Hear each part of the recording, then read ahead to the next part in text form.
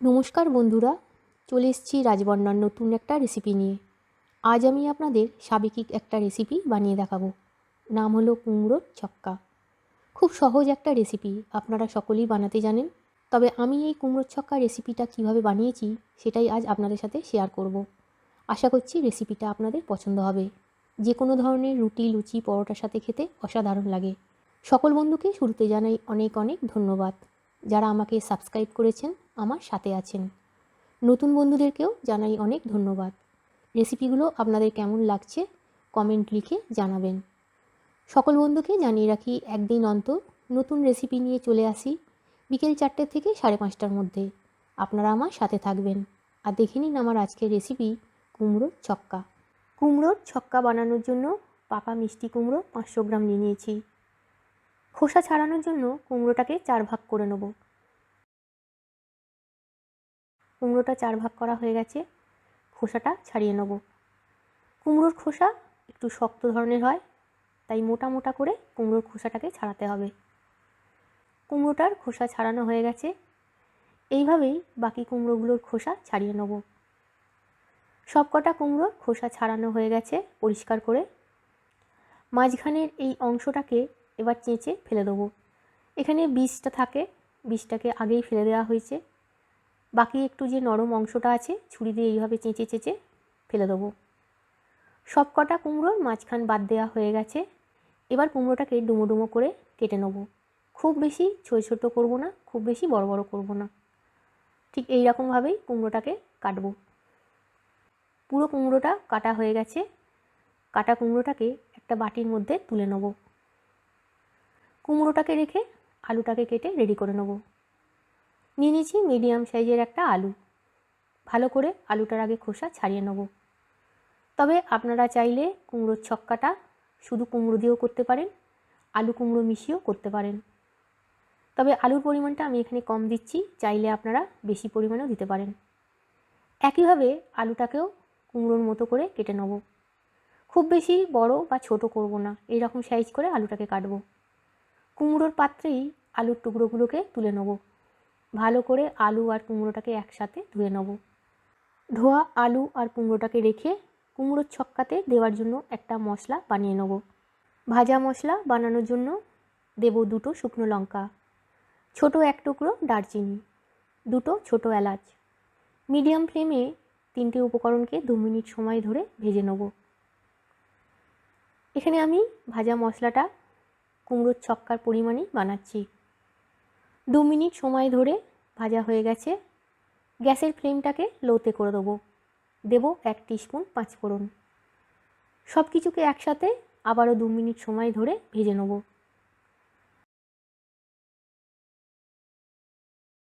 2 minute সময় ধরে ভাজা হয়ে গেছে। মশলার কালারটাও চেঞ্জ হয়ে গেছে। গ্যাসের ফ্লেমটাকে অফ করে দেবো। ভাজা মশলাটাকে একটা পাত্রের মধ্যে ঢেলে নেব। শুকনো লঙ্কার মোটাগুলোকে ফেলে দেবো, ঠান্ডা হলে গুঁড়ো করে নেব। ভাজা মশলাটাকে রেখে আলু আর কুমড়োটাকে ভেজে নেব। কুমড়োর ছক্কাটা সর্ষের তেলে বানাবো। দেব 3 টেবিল চামচ পরিমাণে সর্ষের তেল। 1 টেবিল চামচ দেব ঘি। ভালো করে ঘিটাকে সর্ষের তেলের সাথে মিশিয়ে নেব। দেব হাফ টিস্পুন নুন। নুনটাকেও ভালো করে মিশিয়ে নেব। নুন দিয়ে যদি আলু আর কুমড়োটাকে ভাজা হয় তাহলে অতিরিক্ত তেলটা ছিটকায় না। তেলটা গরম হয়ে গেছে, আলুর টুকরোগুলো দিয়ে দেবো। মিডিয়াম ফ্লেমে আলুটাকে হালকা করে ভেজে নেব। হালকা করে আলুটা ভাজা হয়ে গেছে। আলুটাকে এর থেকে আর বেশি ভাজবো না। তেল ছেঁকে আলুর টুকরোগুলোকে তুলে নেব।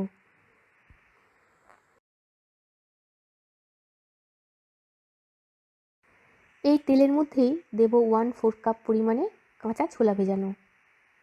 দেব একই পরিমাণে কাঁচা বাদাম ভেজানো 1/4 কাপ।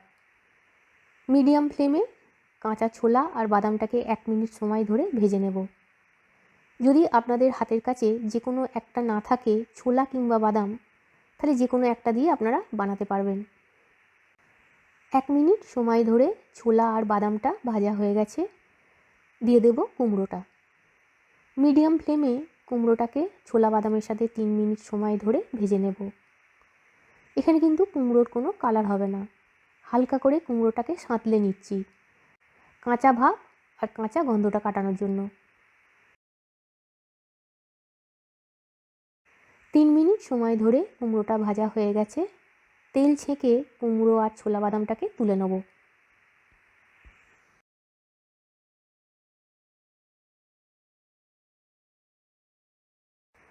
এই তেলের মধ্যে দেব 1 টেবিল চামচ ঘি,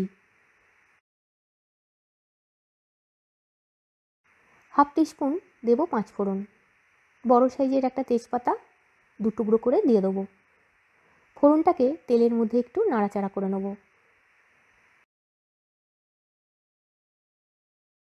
এবার এর মধ্যে দেব আদা বাটা, এখানে হাফ টেবিল চামচ পরিমাণে আদা বাটা দিলাম। আর দেব 3 টেবিল চামচ পরিমাণে জল। মিডিয়াম ফ্লেমে আদা বাটাটাকে 3 মিনিট সময় ধরে কষে নেব। আদা বাটাটা দেওয়ার সময় গ্যাসের ফ্লেমটাকে লোতে করে দিতে হবে, আর সাথে সাথেই কিন্তু জলটাও দিয়ে দিতে হবে, তা নাহলে কিন্তু আদা বাটা ভীষণ ছিটকায়। 3 মিনিট সময় ধরে আদা বাটাটা কষানো হয়ে গেছে। আদা বাটার যে কাঁচা গন্ধ সেটাও চলে গেছে। এবার এর মধ্যে দেব গুঁড়ো মশলা।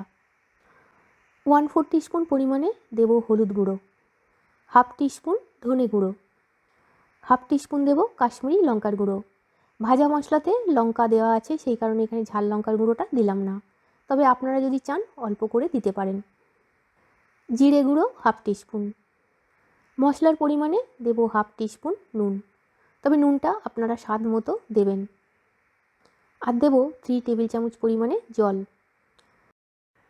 গ্যাসের ফ্লেমটাকে মিডিয়াম টু লোতে করে মশলাটাকে 5 মিনিট সময় ধরে কষে নেব। মশলাটাকে কিন্তু খুব ভালো করে কষতে হবে।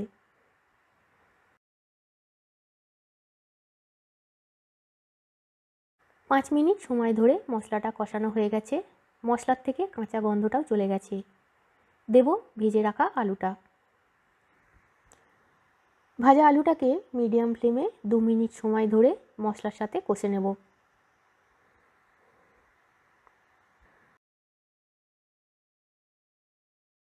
দু মিনিট সময় ধরে আলুটা মশলার সাথে কষানো হয়ে গেছে। এবার এর মধ্যে দেব কুমড়ো ছোলা বাদাম ভাজাটা। সব কিছুকে একসাথে মশলার সাথে ভালো করে মিশিয়ে নেব। ভালো করে মেশানো হয়ে গেছে। এবার এর মধ্যে দেব জল। কুমড়োর ছক্কাতে খুব বেশি জল দিতে লাগে না, আলু আর কুমড়ো সেদ্ধ হতে খুব বেশি সময়ও লাগে না, তাই এখানে দেব 1/4 কাপ পরিমাণে জল। ভালো করে আবার একটু নাড়াচাড়া করে দেবো। গ্যাসের ফ্লেমটাকে একদম লোতে করে দিয়ে দেবো 5 মিনিটের জন্য ঢাকা। ফিরে এলাম 5 মিনিট পর। কুমড়োর ছক্কা এখনও রেডি হয়নি।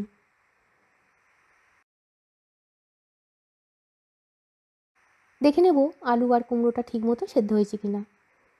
কাঁটা চামচ দিয়ে দেখছি আলুটা ঠিকমতো সেদ্ধ হয়ে গেছে, কুমড়োটাও সুন্দরভাবে সেদ্ধ হয়ে গেছে। এবার এর মধ্যে দেব চিনি। কুমড়োর ছক্কা মিষ্টি মিষ্টি খেতে বেশি ভালো লাগে, তাই আমি এখানে 3 টিস্পুন পরিমাণে চিনি দিচ্ছি। আপনারা চিনিটা কম বেশি আপনাদের পছন্দ মতো দিতে পারেন। এখানে ভাজা মশলাটা কুমড়োর ছক্কার পরিমাণেই বানিয়েছি, তাই পুরোটাই দিয়ে দিলাম। আর দেব হাফ কাপ পরিমাণে নারকেল কোড়া। এই সময়তেই নুনটা চেক করে নিতে হবে ঠিক আছে কিনা, যদি কম থাকে তাহলে এই সময়তেই দিয়ে দিতে হবে। সব কিছুকে ভালো করে মিশিয়ে নেব। তৈরি হয়ে গেল কুমড়োর ছক্কা। রেসিপিটা যদি আপনাদের ভালো লেগে থাকে তাহলে অবশ্যই বানাবেন। কেমন লেগেছে কমেন্ট লিখে জানাবেন। যে কোনো ধরনের রুটি, লুচি, পরোটার সাথে খেতে এই কুমড়োর ছক্কা অসাধারণ লাগে। গ্যাসের ফ্লেমটাকে অফ করে দেবো। স্ট্যান্ডিং টাইমে 2 মিনিট রেখে তারপর আমি কুমড়োর ছক্কাটাকে সার্ভ করব। তৈরি হয়ে গেল কুমড়োর ছক্কা। রেসিপিটা ভালো লাগলে অবশ্যই বানাবেন, লাইক করবেন, শেয়ার করবেন। কুমড়োর ছক্কা রেসিপিটা আমি সার্ভ করেছি সেদ্ধ পরোটার সাথে। সেদ্ধ পরোটাটা ভীষণই নরম হয়, ছেঁড়া দেখেই বুঝতে পারছেন। সেদ্ধ পরোটার সাথে কুমড়োর ছক্কাটা খেতে অসাধারণ লাগে। আজকের মতো ভিডিওটা এখানেই শেষ করছি। আবার আসবো নতুন রেসিপি নিয়ে। ভালো থাকবেন। Tata, bye bye.